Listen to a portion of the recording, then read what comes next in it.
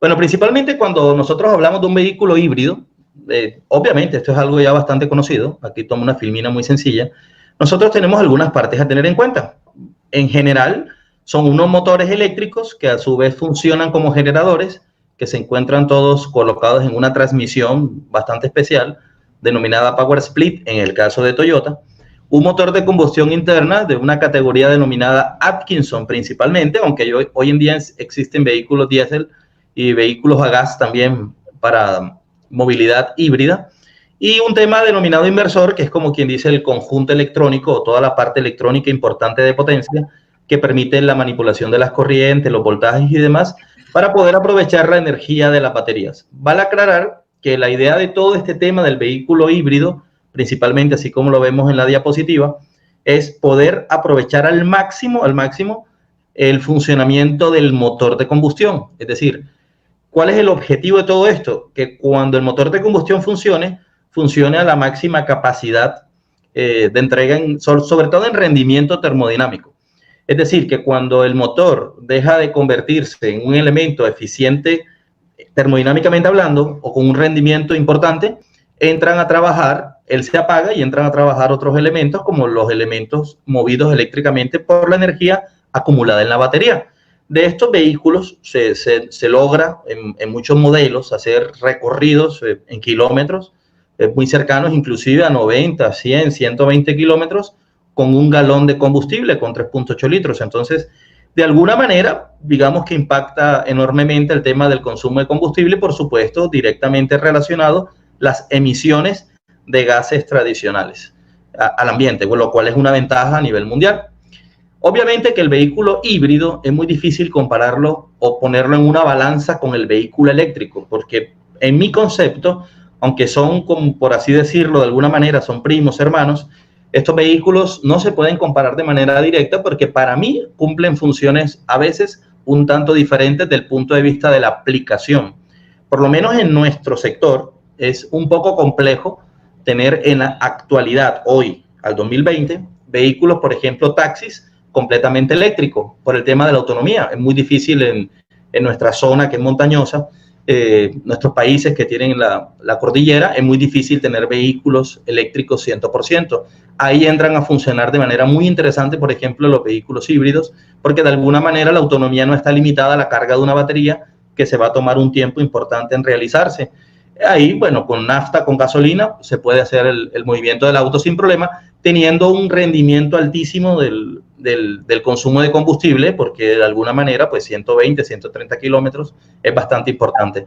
Pero en otras aplicaciones, por ejemplo, como la de una persona común y corriente en una ciudad de tránsito fuerte, hacer 250 kilómetros con un vehículo va bien, porque él podría usar un eléctrico y cargarlo cada 2 días, por ejemplo, en Costa Rica, en Colombia, en lugares de Latinoamérica, en Europa y en Estados Unidos, por supuesto, también. Entonces, de alguna manera, no es que muchas veces pensamos que el vehículo híbrido fue una etapa y ya murió, ¿no? Realmente el vehículo híbrido en la actualidad todavía representa mucha de la movilidad no tradicional que se está presentando en el mundo. Bueno, dado eso, nosotros vamos a concentrarnos en la etapa del inversor, ¿cierto? El inversor, por supuesto, es un elemento de potencia, del cual vamos a ver algunas imágenes a continuación.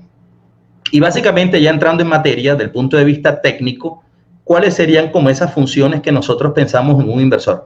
Inicialmente, el vehículo híbrido, normalmente, para el ejemplo que tenemos, que es Toyota TH, nosotros vamos a tener que existen 2 motores, y son los motores que se encargan, uno, de generar potencia para el movimiento del vehículo, el cual se denomina MG2 en este caso, y un MG1 que, si bien no solamente está diseñado para cargar la batería, principalmente se usa para ese fin, cargar la batería, también sirve como, así decirlo, de arrancador del motor de combustión, pero también generará energía en el momento que la cantidad de energía que está generando no sea totalmente utilizada en la carga de la batería, porque si yo tengo un celular y la batería es de 3.7 volt y una energía de 1 ampere, yo no puedo tener una carga de 100 volt y colocársela al celular, o sea, no va, tengo que regularla a 3.7 sobre 3.7 volt sobre 5 volt para poder entrar.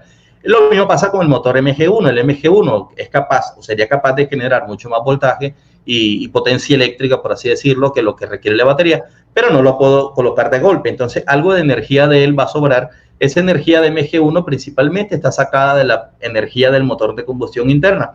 El arreglo eléctrico permite que esa energía se divide en varias partes. Una de ellas va a la batería y la va recargando, lo que es la carga de la batería, que la cual se hace normalmente en vehículos híbridos que no son plug-in, se hace principalmente con la carga del motor de combustión, pero el restante se supone que se usa sobre el sistema de tracción, es decir, ese sería como el pensamiento. Obviamente, si el auto está detenido, pues no tiene cómo. Entonces, bueno, se utilizará gran parte en la batería y el resto se transforma un poco en calor y se va regulando la entrega del motor. Los motores de combustión interna, muchas veces uno piensa, ¿por qué el motor no enciende en ralenti, en idle, y se queda en idle? No. Normalmente los motores de combustión interna en las curvas termodinámicas tienen una parte donde son termodinámicamente bastante rendidores, por así decirlo. Entonces se busca siempre llegar a esa curva. Es como tratar de pensar que el motor de combustión cuando trabaja en serio. O sea, no está diseñado para sostener un ralenti en el vehículo.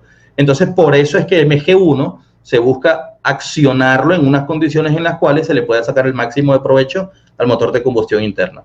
Bueno, todo esto va a llegar a una etapa que nosotros vamos a ver acá en la siguiente filmina, que está sombreada en rojo, que se llama el IPM de los motores. Entonces, ¿qué es el IPM? Es como el módulo inteligente de potencia, por así decirlo.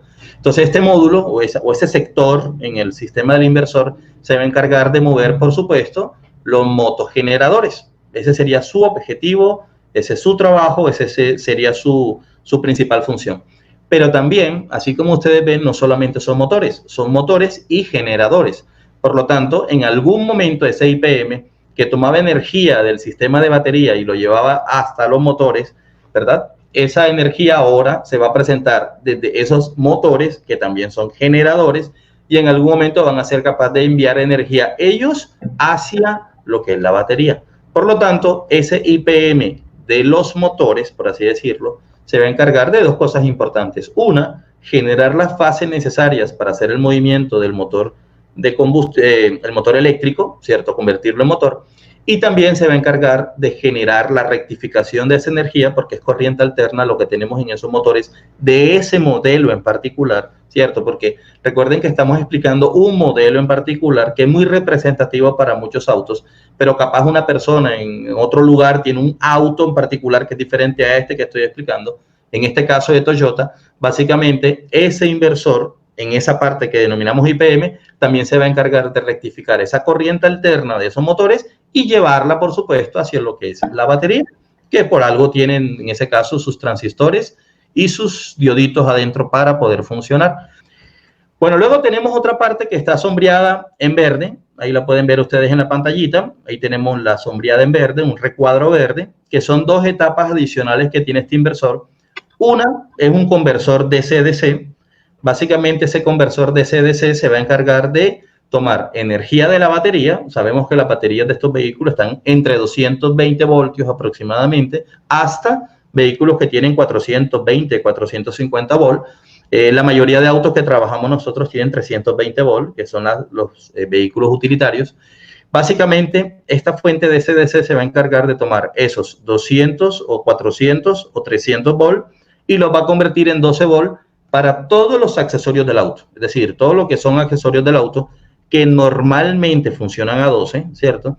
Nosotros vamos a encontrarlos con una partecita dentro del inversor que se va a encargar de reducir de 400 a 200. Básicamente, la etapa de carga de la batería permite llevar energía desde la batería en elevación de voltaje hacia la etapa IPM de los motores y luego también a su vez cuando los motogeneradores generan carga, que puede ser por ejemplo cuando se frena, ¿cierto? O también puede ser por ejemplo cuando el motor de combustión enciende y el MG1 cargará la batería a través de su movimiento.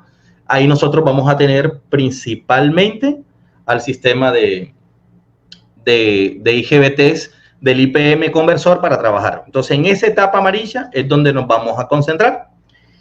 ¿Qué tenemos por acá? Entonces, básicamente nosotros vamos a pensar en el control de los motogeneradores. ¿Qué sería el control de los motogeneradores? En esta etapa roja nosotros vamos a pensar cómo se generaría el movimiento de los motores eléctricos. Nosotros del DC del boost, que es el alto voltaje que hablamos que se va a generar, que lo vamos a explicar luego a través del inversor, nosotros vamos a encontrar que estos transistores que están dentro de ese IPM, mediante una secuencia de activación, van a generar la corriente necesaria entre fases. ¿Cuáles son las fases? Son las fases de los motores eléctricos, la fase U, la fase V y la fase W. Nosotros en este proceso vamos a utilizar, para cada fase de activación de ese motor, vamos a utilizar 2 transistores. Esos transistores van a estar dentro de este IPM, que sería el IPM de potencia para los motores. Y en ese sentido, la secuencia la va a ordenar directamente la computadora del vehículo híbrido, pero de alguna manera hay que tenerlo en cuenta, porque si bien todo este proceso se hace con esa secuencia, también puede ser reversible, es decir, que esta secuencia también el sistema la podría invertir para poder tener, digamos, la reversibilidad en el motor eléctrico, llámese el motor eléctrico 1 o el motor eléctrico 2, principalmente en la transmisión, así como se ve dentro del recuadro que estaba mostrando en el sistema. Dentro de la transmisión nosotros vamos a pensar que se encuentran esos 2 motores atados a un sistema que se denomina Power Split.